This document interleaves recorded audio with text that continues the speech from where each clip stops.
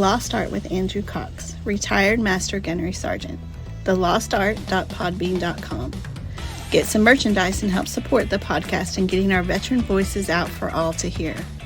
Now on all major podcast platforms. Be sure to like, share, and subscribe. Be a guest, tell your veteran story, discuss your veteran business or organization. Email The Lost Art with Andrew Cox at gmail.com. Andrew Cox, a Till Valhalla Project Ambassador. See the project story at tillvalhallaproject.com. Thanks for tuning in. Please enjoy the podcast that's giving a voice to our veterans. The Lost Art with Andrew Cox. All right, here we go. Hello, my friends, and welcome back to the Lost Art Podcast, that podcast giving a voice to our veterans. I'm your host, Andrew Cox, and today we're having a My Veteran Story with Paul. No, I'm sorry. Is that right, Paul? Paul McCraw. Yeah, I think I'd get that right before we started. Yeah. But before we get into the episode, are you enjoying the podcast? And be sure to go to the Lost Art website. That's thelostart.podbean.com.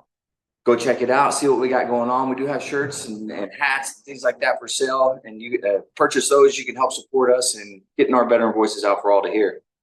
Also, I want to give a shout out to the Till Valhalla Project, doing incredible things throughout the nation here. If you don't know anything about them, go to their website. That's tillvalhallaproject.com. Go check it out. See what they're all about. And if you can help them in any way, please do so. $32. $32. I said, well, I'm making $1 a day. This was 1958. Yeah. I always love to tell that story too. That's amazing. And you were able to live on that. Yeah. Well, they was clothing me and feeding me and all that at that time. Yeah. After my health if I got sick. Yeah. But I had $1 a day to spend. Well, that dollar went way further back then.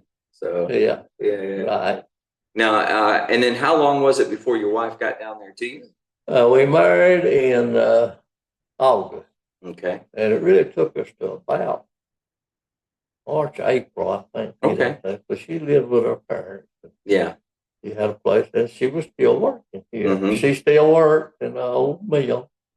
So we got together back down there, and then we got acquainted with a nice couple from out of West Virginia. Oh, okay. And they didn't even have a car. I did have an old piece of a car. It wasn't much help, but we had some trouble. We'd get out and we'd go to the swimming pool together and all this good stuff. One thing happened to me after I got down there. I didn't carry any money. We went to the swimming pool. And somebody stole my billfold. Oh, no. But there wasn't a penny of money in it. So I had to go to all these papers, government and civilian papers, driving license. Well, a few weeks later, they called me somewhere. They found my billfold over on the golf course. Really? And I got my billfold back. And then I had 2 driving licenses, military. But they had taken my driving license and Social Security card out. Yeah. But anyway, survived that. Yeah. Wow. But so tell me a little bit about what you did there, and your day to day when you went to work. In the military. Yeah. In the military. Okay. We'd have some times that we would meet.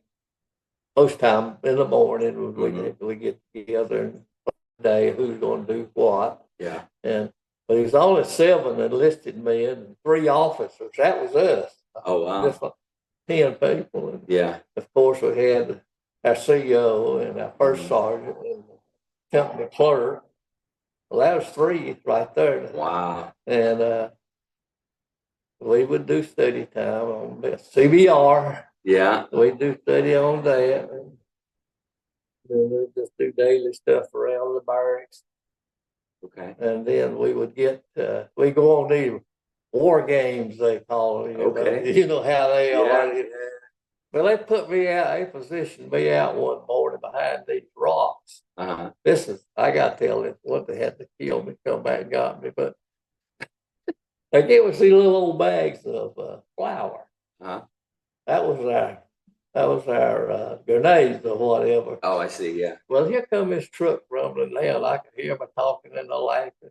They come in sight by me, and here was a fella, and he had his foot up on the tailgate of this truck. Yeah. On the boot shine, oh, he had that thing shine. Well, I lost one of them things and hit him right on that boot. Oh, no. Oh, yeah. I blew his foot off. Yeah, I'm sure he wasn't happy. I bet he wasn't happy. Do those boots. If they got a hold of me, I wouldn't have been happy then either.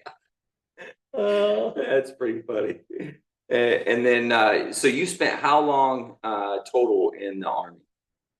Just 2 months, 2 years. 2 years total. And good for me, I got in on leap year, so I got to serve an extra day. Oh, nice. Okay. I always tell that. Yeah. Yeah. Well, I went in on the 4th of June and I got out on the 3rd. Okay. That's 2 years. If they'd went 1 day over, I'd have been over my enlistment. Right. But then I had 4 years of reserves. I didn't get discharged till 64. Now, did you do anything with the reserves? Like, did you have to report in or anything? Never did report. Okay. Glad of that. Yeah. But sometimes you're supposed to, sometime during that 4 years, go 2 weeks. Mm-hmm. At least one time, but I never did. Yeah. They didn't need me. No way. Yeah. That's good. Now, would you say, looking back on your time that you served, the 2 years, how beneficial was that for you, or was it beneficial for you? I learned a whole lot about people. Mm-hmm. I learned more about how to take care of myself and all. We were stationed, down south, Alabama, and then black people had a hard time down that way. Even the military. When we got sent to Florida. I'll talk about that a little bit later. We got sent to Florida. We had to take his food out. Here he is, in the United States Army uniform. Take his food back for him. He ate it in the Jeep. Really? And we had to carry him. Now, we run a line 25 miles long, one of our projects about CBR stuff.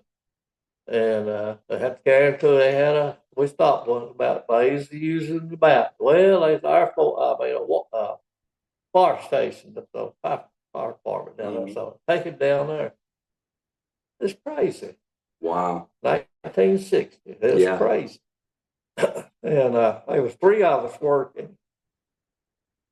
We were working with a group of civilians out of Fort Detrick, Maryland, studying this stuff. And they came down to check on us, and there was 3 of us. And I just told myself, I said, take Mays back. I said, he ain't being treated right now. They just take him back. And of course, it was killing him. Oh, yeah. So we just sent him back to the house. Yeah. So we took care of him, got him out of that mess. And it wasn't fair. Yeah, you lived through some incredible times in American history. Yeah. When you look at your time, you're talking about what happened with all the African Americans down there and stuff like that. Yeah. What was like going through your mind as things like that were happening, and then it started getting better and things like that. What was your train of thought? Well, first off, I knew it wasn't being treated right. Yeah. Back home, I'm going back home. We had these people all around us farming. Some of them living on big farmers' places. So we got along. I mean, there wasn't no problem. And then I got in there and I said, well, I left down there. I got discharged or I let out of a 2-year thing in June of 60. And June, sometime in 61, we had what they call the Freedom Riders come through. Yeah. I guess you remember the Greyhound bus load of them, and they was standing up for African Americans standing there. Well, between Anniston and Birmingham, they stopped that bus and burned it, a Greyhound bus, because of these people coming down south trying to get that all through Martin Luther King. I remember all that. It was turbulent time. Yeah, it was. Yeah, and you know, that's pretty iconic history for America. You know, that you got to live through, or had to live through, I guess. You know, when you look at it that way. But wow, what were some of the other things you know, that impactful for you as you were living your life and watching America and how it changed and stuff like that? What were some of the things that were impactful that you remember?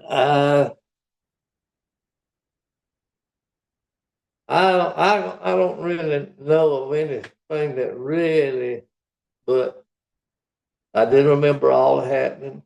And well, we get to the politically correct time now. I want to change the names and stuff. Fort Bragg down here is now Fort Liberty, because the Bragg man was on the wrong side of the Civil War. That's right. I'd get rid of all of that, change names, and full Aunt Jemima pancake things. Yeah, that's right. But and even back while I was in the military, I learned a whole lot about how we need to treat each other a little better. Oh yeah.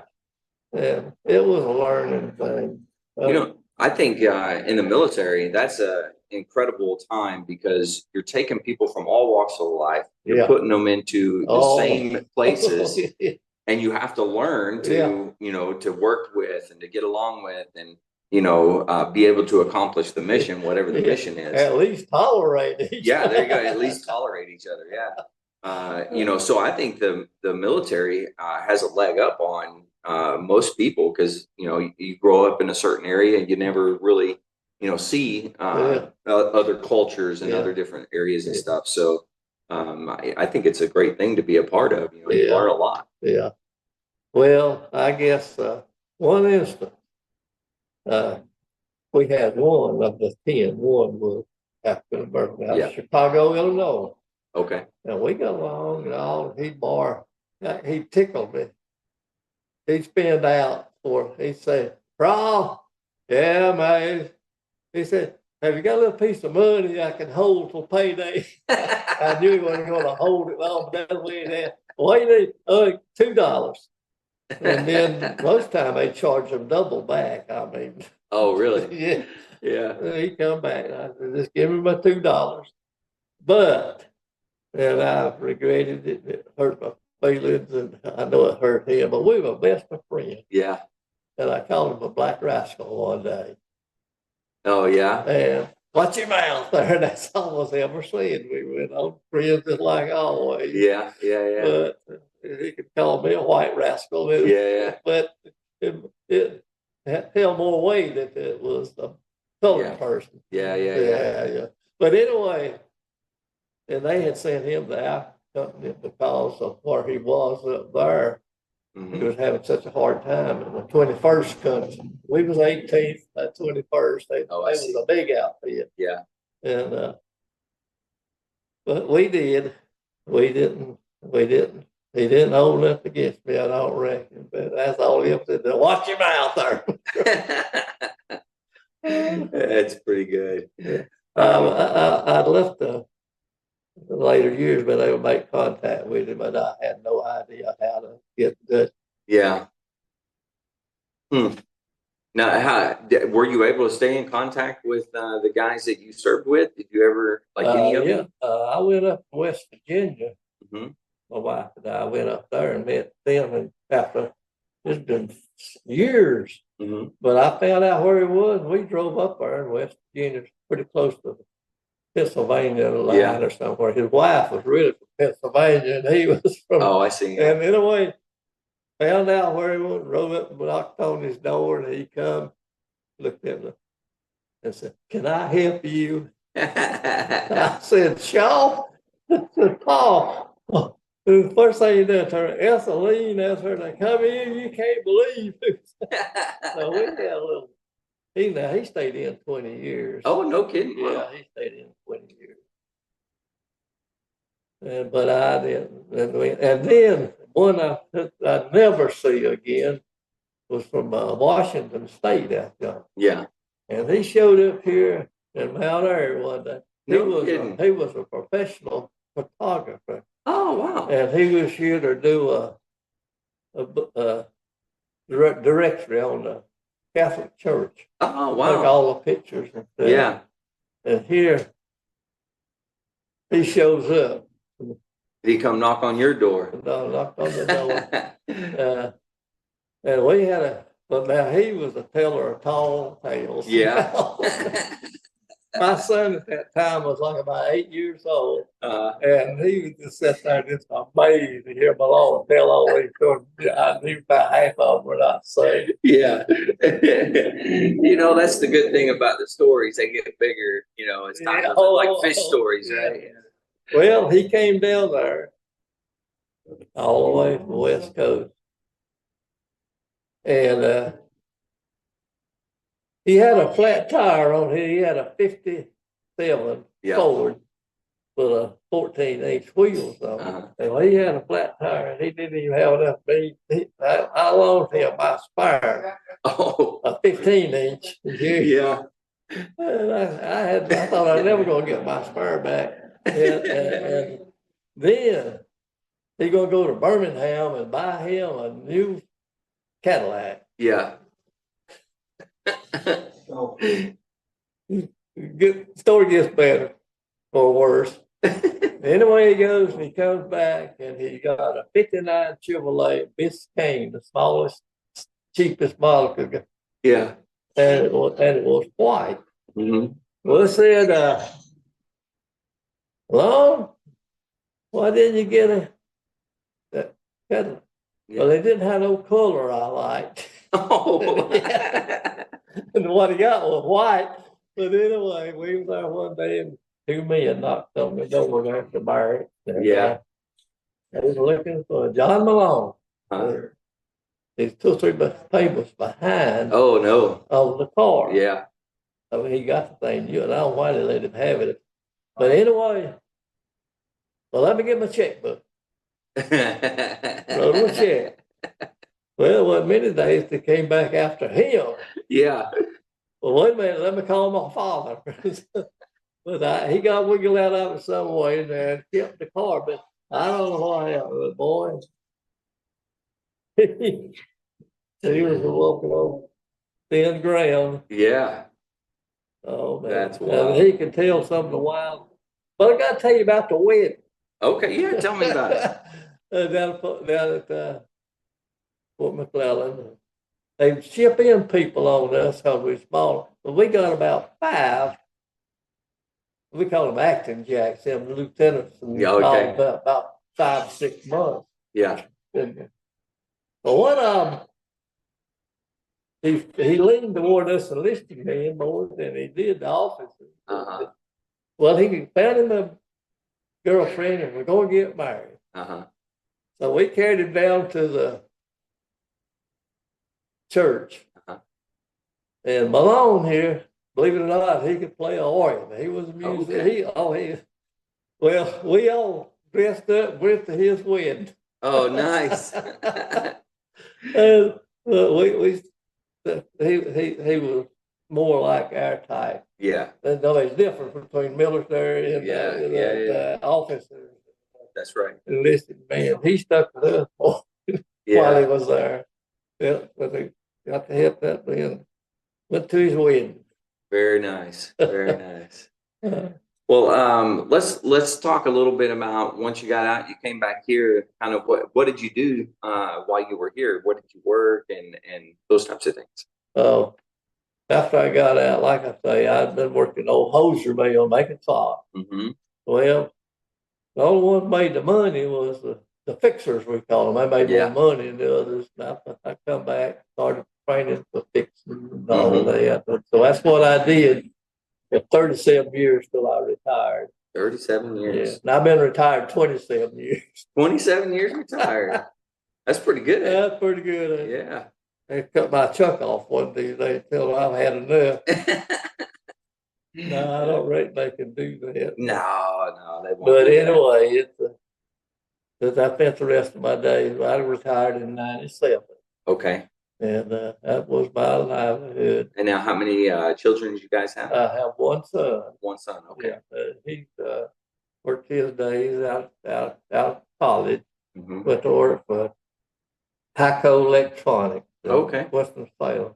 Yeah. And he worked in the automotive division of the company. And he's retired now. He's 64. And then I got one grandson. Yeah. And he's a school teacher, band director. No kidding. Yeah. Wow. And they have 2 children. Okay. And so that's my family. 4 generations, 7 people. Yeah. That's a big family. Now, how many brothers and sisters did you grow up with? I had 2 brothers and 1 sister. 2 brothers, 1 sister. And okay. I got 1 brother left. I'm the oldest boy, and he was the baby boy. Oh, so wow. With 2 left. No kidding. And where's he at? My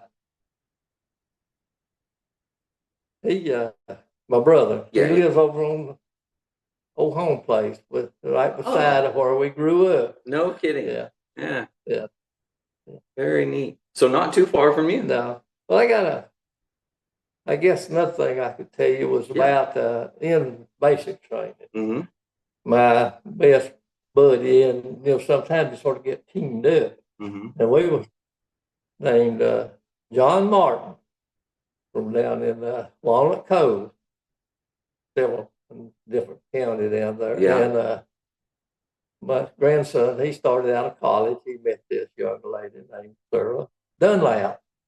Well, the first time that her dad and mom come and her grandparents, they give them a grandson birthday party. Yeah. And we just sitting there talking general, and I said, well, I was in service with a man from Walnut Cove named John Martin. Well, her dad said, Russell? I said, yeah, John Russell. He said, that's my uncle. No way. No kidding. And then, of course, we've always been friends. Yeah. I found out where John lived, and I went to visit him on several occasions since then. But our families and stuff. Yeah. Something 50 years ago, you thought you'd never see them again or something, maybe. Wow. So that's another point. Mm-hmm. And well, as we're getting ready, we're going to wrap it up in a little bit, but thinking over your life, your time, before the military, in the military, and after, what advice do you have for those that are coming up now and, your life experience, and you want to pass on a little bit of wisdom to them? What would you have to tell everybody? Get you a job and work for a whole lot of them. That's the way I got where I'm at, which ain't much. Yeah. But we got this generation don't want to work. That's true. Yeah. And I played the game of what if. Do you ever do that? Oh, yeah. Yeah. I said, what if I had not went over there and told them to send me on? Mm-hmm. I got through training good.